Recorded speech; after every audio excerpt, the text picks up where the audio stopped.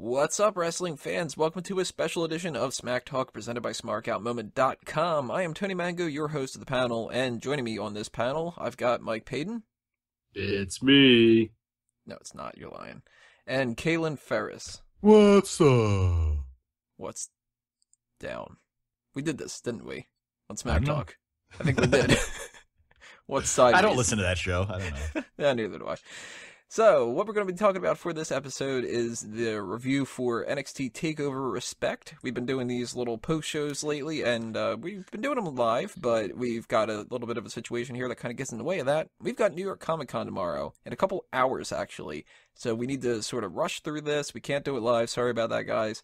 But we will get your opinions in the comments below and, respond back to you guys and all that other kind of stuff. We need to recap this, review it, talk about anything we liked, disliked, anything else like that. And we're just going to do it all in one big shot and go match by match and kind of bounce back and forth and say whatever we got to say. So, let's start it off right now. The first match of the night was the Semifinals Dusty Rhodes Tag Team Classic Tournament match. Finn Balor and Samoa Joe against Scott Dawson and Dash Wilder, aka The Mechanics. And if you have listened to our predictions, you would know that I basically looked at this match as, why are the Mechanics in it? Finn Balor and Samoa Joe are going to win. Yeah, Finn Balor and Samoa Joe won. You keep calling that. I don't hear them calling them the Mechanics. They haven't in a long while. The only place I've seen that is online. I haven't heard them say that on TV. I think that they only used it in some promos and stuff, but it's a lot easier than just going Scott Dawson and Dash Wilder all the time. I hate doing that. Or Dash and Dawson, like they keep referring to themselves. There are not nearly enough good tag team names. Right. Even like Enzo and Cass. Mm-hmm. They're just Enzo and Cass. Mm-hmm. On, I think, a WWE.com article or something like that, I saw them referred to as Team Soft, which is just the laziest effort you could possibly get with that team. Well, I mean, they could be Team... They could be Team Enzo and Cass. It could be Team ECC. Enzo, Cass, Carmella. I was wondering what the other C was. I'm like, Enzo, Colin, Cassidy? Huh? Wait. Oh, Carmella's there. And she's hot as hell. Well, I guess she's not anymore. She's injured. That's right. Yeah, well, she can still walk out of the ring. She's not that injured. It's not like Eva Marie, knocked her head off or something. But they'd never be Team Soft. Their opponents are soft. Mm-hmm. They're Team How You Doing. Or they Team Hard. There you go. Team Hard. But it has to be hard, dude. Yeah, exactly. HAWWWD. So the story in this match was Finn Balor almost immediately gets injured, and the rest of the time, actually the rest of the pay-per-view, his leg's bothering him. So my first reaction to this was, well, actually even before that, my first reaction was no face paint, no demon tonight, no any paint. Yeah. Well, no, the outfit was a tribute to Dusty, wasn't it? That's what they were saying on the commentary. That's. I think that's what I took from the commentary, is that the reason he didn't do the whole demon thing was because it wasn't about him. It was about Dusty, and it was sort of his tribute, I guess. That's fair. I just not to do it all the time anyway. Plus, he had to come out multiple times tonight. Right. I thought maybe he'd do it for the second time, but I understand why. I just thought that they were trying to push the Balor Club thing. And they were just just go ahead and do that. Let's try to sell some t-shirts, or some leather jackets. He does look good like that, though, Yeah. But after that happened, I was just like, well, maybe there's going to be something of a heel turn with Samoa Joe, more solidified now that we've got this injury, because what usually happens when somebody's injured, they use that as an excuse to lose. And I was like, man, if Dash and Dawson end up winning this match because of an injury or something like that, then there's a really good chance for Samoa Joe to turn. But even more so, I was thinking that was going to happen in the finals. And we'll get to that in a minute or so. But as far as this match went, I thought it was good. I didn't really love the whole injury angle thing for the whole rest of the night. I think that they kind of dropped the ball with that. So at the beginning of this, I thought this was okay. Later on, I can look back in retrospect and say they didn't really pull it off 100%. But there was a better match than I expected with the Mechanics. And, I still think that they didn't deserve the spot, but I'm willing to forgive it. What do you guys think about this match? I liked it. I kind of had the same thought as far as the injury angle going to play into some kind of heel turn for Samoa Joe. I didn't think it was going to happen in this match, though. I figured, like you were saying, we'll get to that when we get there, but I thought that was going to come into play later on. As far as this match itself, it was all right. It didn't blow me away. It was an entertaining match. A few good spots. I do like the finish of it, though. It was the muscle buster followed by the coup de grace. I like that combo. I think that's really good. So I thought that was a good way to finish it. Pin, what did you think? This was an odd tag team match to have, right? Like, especially this far into this kind of tournament. Right. A slap together team like Balor and Joe against these two jabronis. Like weird facial hair guy and beer belly dude. Wait, which one's beer belly dude? The one that doesn't have the weird facial hair. Don't they both? Do they both? I don't know. Is that bad that we don't know? One of them had really bad tattoos too. These guys were just disgusting. You know what? I think they need to play that up more. I think they need to like grow out their belly hair and get more bad tattoos, and that needs to be their thing. Because when they were coming out, I couldn't really figure out what their thing was. Like, are they some kind of knockoff of like the Brainbusters? Because they're coming out in the what do you call those kind of jackets? Members only jackets. I don't know what they're supposed to be, but I always assume jobbers. Like, they don't strike me as an actual if that's the case, team. they shouldn't have made it this far to the tournament. Definitely not. Vaudevillains are Enzo and Cass, I'm saying for sure. They should have been in this. Yeah, they weren't on the pay-per-view at all, or the special event. Yeah. Blake and Murphy. Yeah, even Blake and Murphy I would have bought into more. Very odd choice. Yeah. Obvious people who should have won here. It actually was a better match than I would have expected as well. So I got to give credit to all four men involved for that at least. Cool. Much better match, though, is the one that followed it. Jason Jordan and Chad Gable against Baron Corbin and Rhyno. Man, that was a good friggin' match. Much better match than I expected on a different level than even the other one, because I sort of thought that Corbin and Rhyno were going to be hard to work with because there's such a huge, like, size difference. Especially, like, Chad Gable against Rhyno. It was like, how would you buy into him hurting Rhyno? But they played it up really well, and I loved this. I thought this was fantastic. Gable is somebody that I haven't seen too much of, but what I have seen, especially tonight, I'm digging the guy. One of my favorite parts of the whole thing was the fans chanting, save the Gables. Save the Gables. And I like the Gable chant to the tune of Angle. Yeah, I like that one too. So I think Gable was really the star of the match. But Jason Jordan came in. He had the hot tag at one point, and he looked pretty strong. Stronger than he's looked in a long while, especially when he was tagging with Ty Dillinger, who is much better off on his own, too. Like, they were just, I don't know, they know what they're doing here. And even Baron Corbin and Rhyno, they looked good. Baron Corbin stepped up a lot tonight. He did better than he usually does. I was amazed when Baron Corbin didn't botch that victory roll into that bridging German suplex. Oh, yeah. Mm-hmm. I was absolutely astonished. I was like, holy shit, where did this guy learn to do that? And the spinning, what do you call it? The whatever the fuck it was into the end of days. Well, that one too, yeah, but the ones that change, when he did that too, the Black Hole Slam, or whatever you call it, the one before that, both of those. Like, they were both into ends of days. They both were? I thought the one was just... It was so like crazy cockeyed, but yeah, they both were into ends of days. Huh. Well, both of them were fun as hell to watch. Which just goes to show you that ends of days is a very versatile finisher. Yeah. That's awesome. I didn't give it that kind of credit. That was a good way to, like, put a cap on the match. Like, they put up a good fight, and there were a couple times where I was just like, oh man, fucking Jordan and Gable are totally going to win this and whatever. And then it was like, he hit the fucking ends of days. Like, damn, like, that's exactly what I should be thinking. Is like, fuck, he hit the finisher. All right, well, then they're going to win. Instead of just, all right, well, now they're going to hit the end of days. And they did. 1, 2, 3. Let's move on. I loved it. I thought that this was great. And, you know, having the first match, that was better than I expected it to be. And having this one be so much better than I had thought that they would be able to do. I was like, we're on the really good pace for having a damn good event. And overall, I love this event. We'll give our little overall stuff later on. But I was disappointed that Jordan and Gable didn't win, because I was hoping that they would win the whole thing. But I buy into it. I mean, it makes sense. They are the smaller team and the less important stars and stuff like that. So, you know, all in all, thumbs up for me. What about you, Caitlin? Yeah, I agree. I think this match was way better than I anticipated. I mean, just looking at it on paper or thinking about it ahead of time, it's like, it might be decent. But yeah, it was actually rather entertaining. I was into it the entire time. You know, the matchup of Rhyno and Baron Corbin together, I thought was, kind of odd. I didn't think it would work so well, but they actually pulled it off.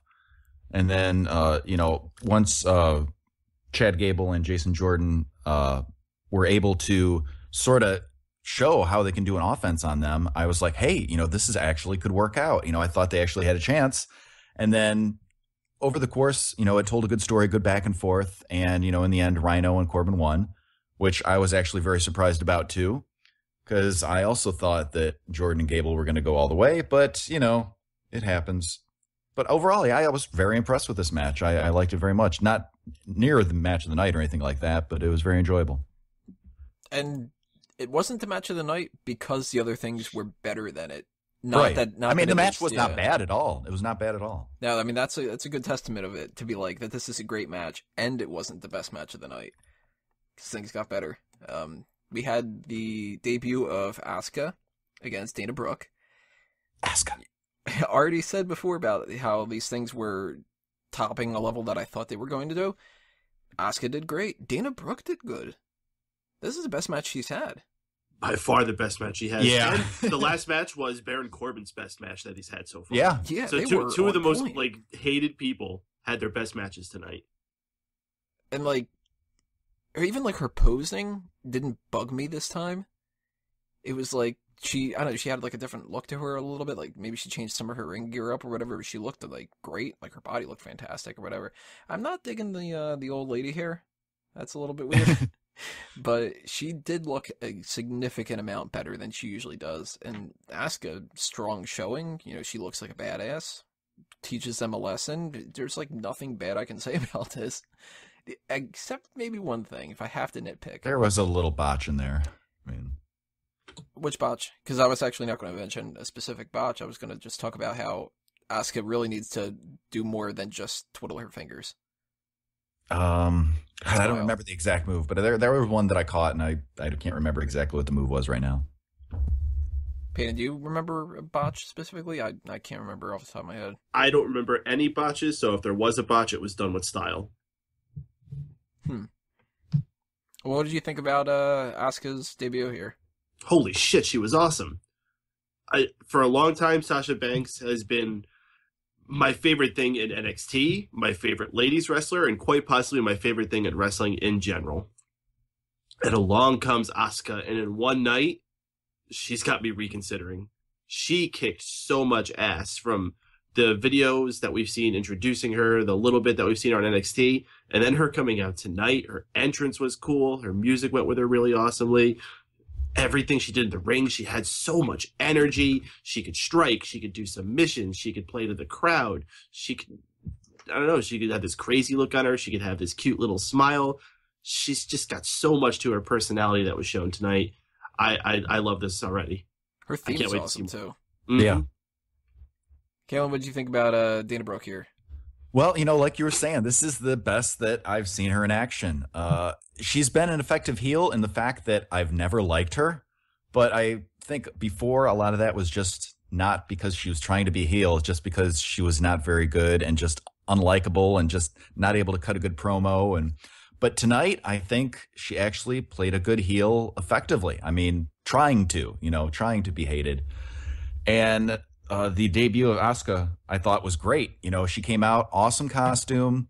The crowd was super behind her. The music was really good. And she showed that she is a badass. I mean, that's what we need is a woman babyface who is a badass. And she totally fits that. She was showing off, a lot of kicks, a lot of good moves. But I just overall, I can't say how excited I am to see where she's going to go in the next few weeks and months. I mean, I think they can do a lot with her. I think she needs to be brought to the main roster ASAP. Really, that fast? She looked ready to me tonight. If she could go out there and give the match she just did with Dana Brooke, she's ready. Yeah, she made Dana Brooke look good. So Yeah, maybe she'll get the quick pass. Like Kevin Owens was only there for a couple months. Yeah, I would say go until the UK special because she's still got to learn work into the camera side and all that shit. But by then she should have all that in line and get her up there. Wouldn't hurt. That's for sure. And I like how the crowd was so behind her. The Asuka City chants and stuff after she did the suplex. I thought that was cool. The beginning of the match, Asuka's going to kill you. Yep, that was good. No, and I was thinking the one that I said about a botch, I don't think it was necessarily a botch. I'm trying to go back and remember. And I think it might have been just a camera angle thing because there was one of the moves that one of the ladies had hit on another one, and it was so clearly not making contact. And I think that might have just been a camera work thing. Maybe. Sometimes they get like the wrong angle where you can see like how much space is in there and stuff. Exactly. I think that's what it was. Yeah. Then we had another one of the relative newbies. Apollo Crews had his closest match to date against Tyler Breeze. Breeze really, came close to winning this match in a couple different ways. And two of my favorite parts of it were the time where he tossed him into the what do you call it? The screen that's on the side of the ring. Does that have a name? The screen on the side of the ring? Doesn't have like some kind of a special name or something like that. It doesn't. So like, do we have like the Titantron? And then that's like the Aprontron. Aprontron, yeah. I haven't even heard them call that the Titantron in like forever. A long while. But that was cool, seeing him bounce off of that. I loved the part where he held his feet down when he was going to do the standing moonsault. And then when he finally did it, he's got his knees up. That was great. I actually thought he might end up winning that. The smarts of Tyler Breeze. He's not just good looks. Beauty and brains. Mm-hmm. I loved this. I thought that this was fantastic. And I was thinking to myself, all right, well, maybe this is even better than the Jordan Gable tag team match or whatever. And I don't know which one I like better. I'd probably have to rewatch the two of them and stuff. But later on, we had the best match of the night, of course. But I like this start to finish. Apollo Crews is doing a damn good job. Like, he's impressive as all hell. Yeah, he shows just how dominant he can be. I mean, from his debut, he put on, I forget, who was he up against in his debut match last? Ty Dillinger, I think. Yes, yeah. And that was just kind of a squash match. But this time, we actually got to see him go back and forth with Tyler Breeze. And Tyler Breeze is such a pro. He can make anybody look good. And it was, surprisingly close. I thought it was going to be another one of those Apollo Crews just comes over and just kind of plows over Tyler Breeze, maybe with a little bit of offense on Tyler Breeze's part. But no, this was a lot more back and forth than I had anticipated. It was pretty exciting. There was the one move where he, held him vertically for, I don't know, it seemed like 10 seconds or something. And that was great on both those guys. And then, just slammed him down. And I thought this match was very impressive. And I was happy with how it turned out. You know what I noticed during this match that I think it's probably going to end up going a long way when it comes to Apollo Crews? Even when he kicked out of the pins, he had a lot of energy behind it. Yeah. Like, this guy can, like, jump super high. He's so athletic for his musculature. And he kind of reminds me of, like, if they took Bobby Lashley and John Morrison. Okay. And put the two together. I can kind of see that. I can definitely, yeah. If he learns how to cut a better promo, because that's still his, like, weak point, this guy could end up being a world champ. Yeah, no, and that's what they were even talking about on commentary too. They were talking and saying, he's got the potential. So, I mean, as long as he just keeps developing and, that the crowd is behind him, which they seem they are, and then the people in the back are behind him, I don't think there's any limit for what this guy can do. And I never would have guessed it when they first announced that Uha Nation. Yeah. I was like, who the fuck is this guy? As much as, Uha Nation, it's an all right name. Apollo Crews, first I was so against that name because it's just, Apollo Creed and then Terry Crews, basically, right? Yeah. But it's growing on me. I like the name now. It's all right.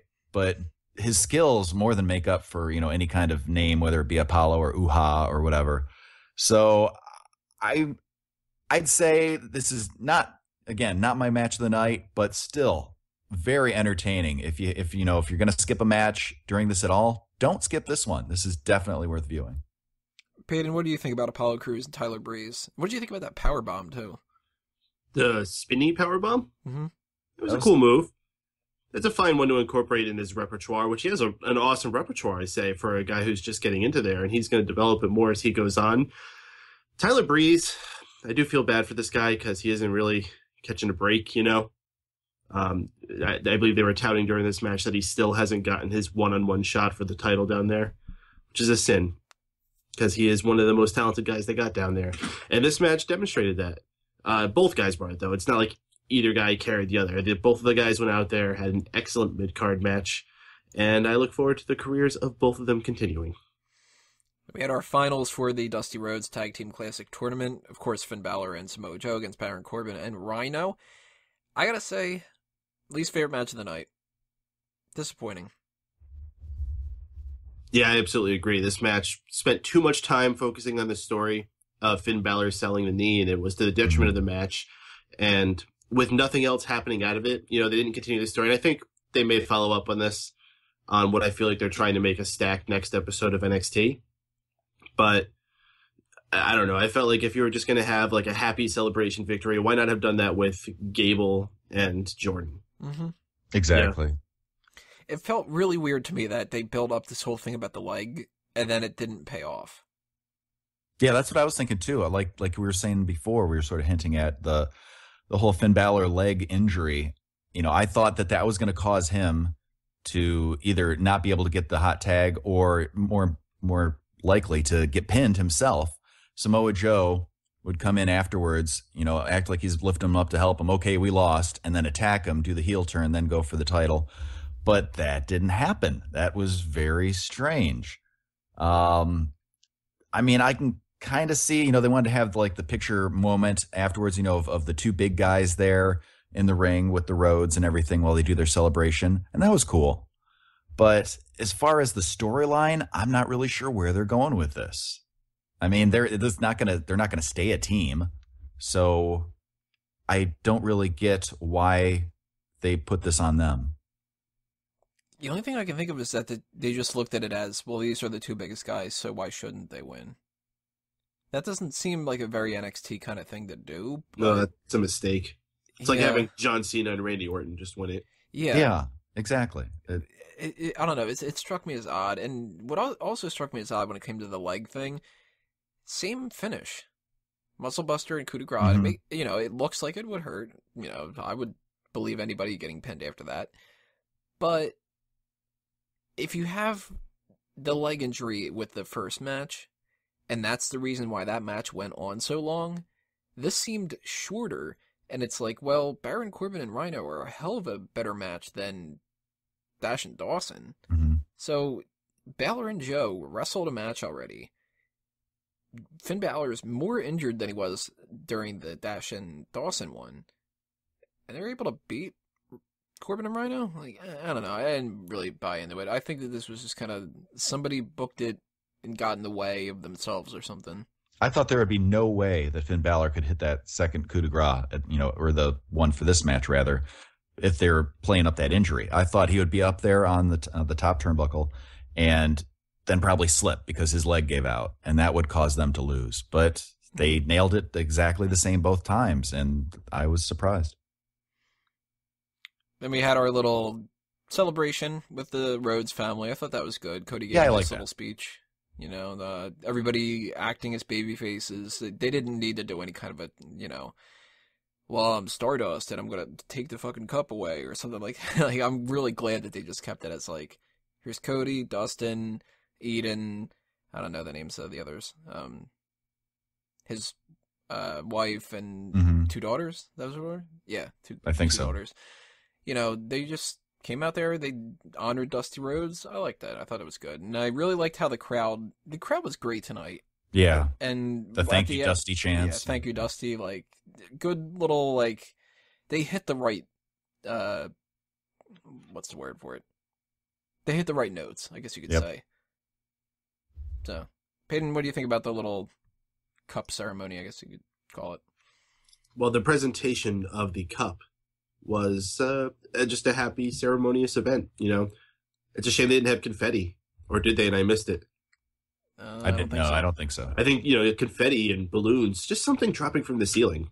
Money, when JBL did it, that was certainly cool. Ted DiBiase comes out, I'm going to buy this trophy. Again, I felt like they could have done more with it. Not necessarily Stardust, like, jetpacking to the ceiling with the trophy and running away with it, although that would be awesome. That would be pretty fucking awesome. I more mean, like, if you were going to do this joyous ceremony that you wanted to have as a special occasion played through the years, do it with a special tag team. It could have been Enzo and Cass, could have been Jordan and Gable, could have been any of them. I just understand why you have to take your world champion and who's pretty much your number one contender, I'm assuming, and have it be them if you're not going to play a story out with it. Mm-hmm. So hopefully they'll be able to pick up on that and do something, but until they do, I'm going to consider that one of the misses. It still wasn't bad. Yeah, I agree. It seemed like a missed opportunity storyline-wise. Then we had... Oh, wait. Before we get into the main event, we can call it the Cup de Gras. All right. I had to get that out. So our main event was the 30-minute Iron Man match between Sasha Banks and Bayley for the NXT Women's Championship. Bayley wins with a score of 3-2. Fantastic. Even better than their other match. This is in my contention for match of the year. I also loved it. However, I would not put it above their last match, the one at Brooklyn. I thought that one I enjoyed better, yeah. I like this one a lot. I'm glad they gave him even more time. It was an Iron Man match, so they had to. But I thought I don't know. I just thought the emotions of the other one were better. It had me more glued to it, I guess. It was a little tighter, too. Yeah. I think because of this match's length, it was a little slow and sloppy at the beginning, and it was a little, I don't know, it seems like they were really watching the clock at the end there to make sure they hit all their spots right. Mm-hmm. I actually thought that they did a good job of balancing out the time. No, that last transition into that hold especially seemed like, oh shit, I gotta get this in now. Mm-hmm. I've seen worse. Oh, there's been worse. Absolutely. The hardcore one. Was it WrestleMania? I mean, believe me, I understand. These are the developmental divas. This is their first time in the main event. I'm sure these women had massive butterfly belts in their stomachs. I get it. I actually thought that, like, most Iron Man matches, or even just normal matches that are going to go long, the beginning of it's slow. So I give them a little bit of leeway when it comes to that. But I think the story that they were telling in this was fantastic. Favorite part of the whole thing, bringing in that little girl, Izzy. And, I like how they made that the announcers were talking about that and everything. I mean, I'm the guy that usually gives the kids the worst awards of the year. And I thought that this was one of the best things I've seen in all 2015. Do you think they're paying to bring her to all these shows? I don't know. Because she was at Brooklyn. She's been at a lot. Mm-hmm. I think she probably just started as somebody who just kept going a lot. Mm-hmm. And now she's sort of been brought into the fold. Well, she was there with Bayley's family. She's not related to Bayley at all, is she? I don't think so. Mm-hmm. Okay. Oh, I don't know. Now I'm starting to question that. Maybe she is. Maybe she's like her niece or something like that. I have no idea. Oh, maybe that's her last name. Bayley Izzy. Bayley, Izzy, Biggie. They're all related. I would love to see this angle, the stable pop up. I like that a lot. I don't know if they would have coached her ahead of time of well, this is going to happen in the match, or if that was legit tears that would go down from Sasha Banks. I want to know what Sasha was saying to him, because she got right up in the family's face and was saying something at one point. She's probably yelling back and forth, acting really mean, and she's just like, "This is all for show. I'm actually really happy you're here. I love you, Izzy. You're a great supporter. Now give me that fucking headband." And that's what made her cry. Maybe that's what Mysterio was saying all those times. Anytime he comes out of the ring and he headbutts those little kids, he's just talking to them like he's talking to Izzy and stuff. I always imagine he's going up to him and saying really dirty, vicious, nasty things in Spanish. Oh, I always pictured him going, "Buy my mask." Just, "Hey kid, buy some merch." That's why I'm still in this company. But I love this. I thought that this was fantastic. Nail biter at the end, because I was actually starting to think maybe they would give it to Sasha. I didn't really think that ahead of time, and they sort of made me believe it. So I loved that. I loved the little presentation at the end with the flowers and the whole NXT roster coming out there and Sasha Banks crying and all that. I thought that was great too. And I love, again, I have to illustrate the point of the crowd. It just goes to show you, if the women put on a good enough match, they're going to get a good enough response. They had a great match at Brooklyn, so everybody was happy to see this. There was no, you can't wrestle, no boring chants, no, like, Randy Savage or JBL or any of that kind of stuff that happens with a lot of these kind of things. Instead, we're getting, this is wrestling, women's wrestling, you deserve it, this is awesome. I can't see any criticism being valid going forward after this that goes, well, they don't ever give them a shot. Yeah, they do. They give the people that are deserving a shot. These two are deserving of it, and they need to be, like, super, super proud of themselves for this. 2 awesome matches in a row. Definitely in contention for match of the year for me. It also got an Iron Woman Iron chant, Woman, yeah. And also a holy shit chant, which you don't hear during the women's matches a lot. Unless somebody really botches. Well, yeah. And then it's like, oh, holy shit. What did you guys think about the one fall or count when it was a count out? What did you guys think about that? Didn't bother me. Yeah, I mean, it should be that way. I think realistically, if you're going that long through a match, someone should get tired to the point where you could take advantage of them being outside the ring. I agree, and I'm glad that it worked out that way. That it was Bayley getting counted out, and Sasha just like a snake, just slithered right back into that ring, and it's like, oh yeah. So I thought that was great. Now, perfect sense. There's a way to play an Iron Man match. I got to give shout outs to Lucha Underground because we don't get to talk about it much on here. They did their version of an Iron Man match at one of their specials they did earlier this year. I believe it was John Morrison and Prince Puma. And the way John Morrison... yeah, it was Johnny Mundo on there is his name. But he was playing the heel. And in this match, he took a chair and just beat the shit out of Prince Puma for a disqualification. But then because he beat the shit out of him with a chair, he just pinned him over and over and over again. It just got a bunch of pinfalls. I was like, holy shit, that's genius. Yeah. How come no one else does that in these matches? Well, Daniel Bryan did that with Sheamus in that 1 2 out of 3 falls match. Oh, did he? Yeah, he hit him with a chair or something like that, got a DQ, and then he put him in a submission, and Sheamus passed out. But then, the 3rd fall was Sheamus again or something. So they have done that, but I like the idea of doing that, like, to get multiple pins, because it should. If you blast them with a chair, they should be out for a good while. I'm not saying the women should hit each other with chairs. No, not necessarily. Although I'm just saying, like, you could get experimental with these Iron Man matches. Mm-hmm. I don't think they do that enough. And I like that Bayley got the stairs involved. She starts moving the ring steps. And I like that it was her that did it, too. Because you would expect something like that to happen. That's kind of a heel move. But she was desperate. She's the champion. She wants to hold on to it. So I liked seeing that side of Bayley, that she's willing to, think outside the ring, I guess. And, flying off the steps like that. Oh, and that was sick when Sasha kicked her back and she just whammed the back of her head. Mm-hmm. Thud. And then the other time she just swung her right into it. So. Oh, yeah.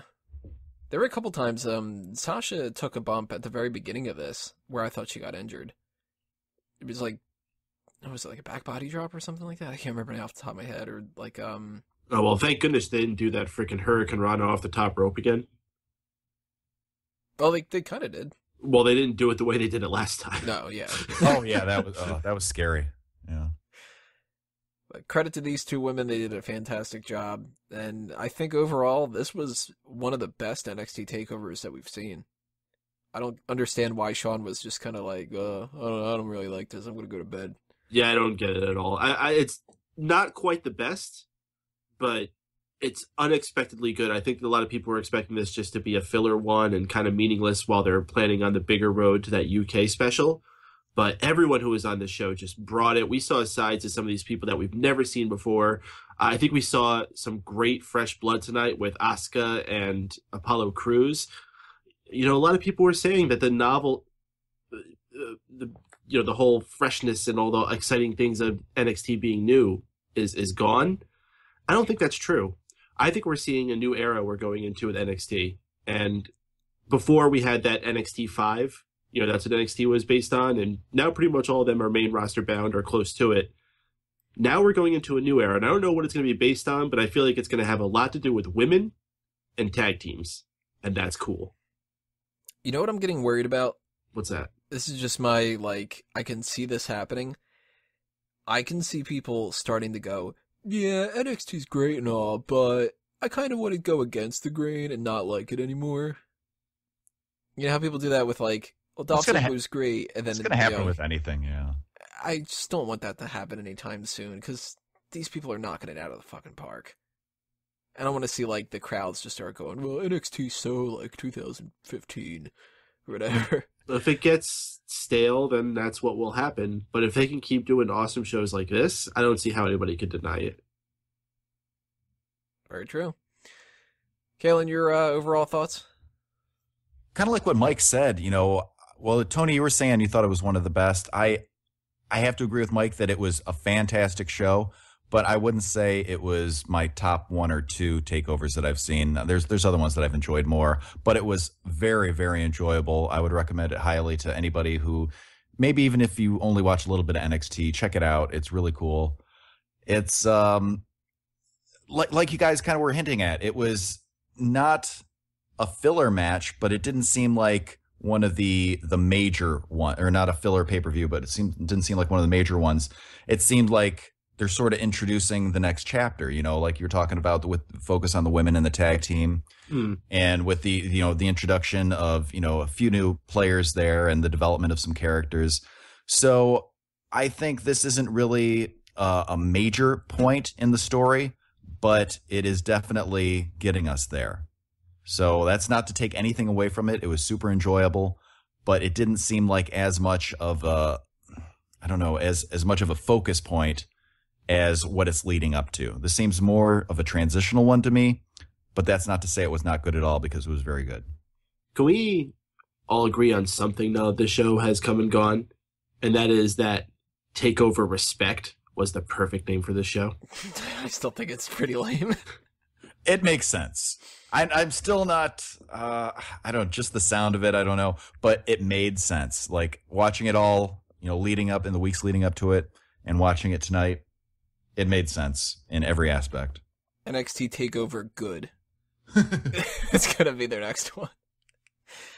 All right, well, that's what we think about NXT TakeOver. Make sure you leave your comments below. Tell us what you thought of the pay-per-view. What was your favorite match of the night? What was your least favorite part? What do you think's going to happen going forward with the story of Samoa Joe and Finn Balor? Or are they just going to drop it and say, meh, that was it? And, what do you think about the state of the Divas division now that we've gotten this match that has really just been banging on all cylinders and proven a lot of things right, a lot of things wrong, going outside the box there. That's it for this episode outside of some plugs. So, Peyton, anything you want to throw out there for the promotional side of things? Well, if you're listening to this within the next 24 to 72 hours, go ahead and follow me at MRPADEN. That's Mr. Payton for live updates, pictures, and Instagrams and all types of things while we are attending New York Comic-Con. Super exciting times. Kalen? Yeah, you can follow me on Twitter as well. I'm not going to the New York Comic-Con with these guys, but I will be following them as well. But if you want to follow me, it's at Kalen Ferris. And if you are on SmarkOutMoment.com's YouTube channel right now, make sure you subscribe to us on iTunes and Stitcher. If you're on iTunes and Stitcher, subscribe to YouTube. Check out SmarkOutMoment.com for anything else that's coming your way this week. Obviously, we got another episode of Smack Talk coming your way in a couple days, which is going to be, I think, Hell in a Cell? Something? No, it's not Hell in a Cell Predictions. It's Hell in a Cell Wrestling with the Past. That's what it is. So, I was like, I know there's something about Hell in a Cell here. So that's going to be coming up soon. Make sure you check out fanboysanonymous.com for all the stuff we have to say about New York Comic Con. And make sure you check out all talk shows links, because you never know when one of those episodes coming your way. Who knows? Maybe we'll end up doing that at New York Comic Con or something. So that's it for this episode. Thank you for listening to everybody. This has been another Smark Out moment, and we're being counted out.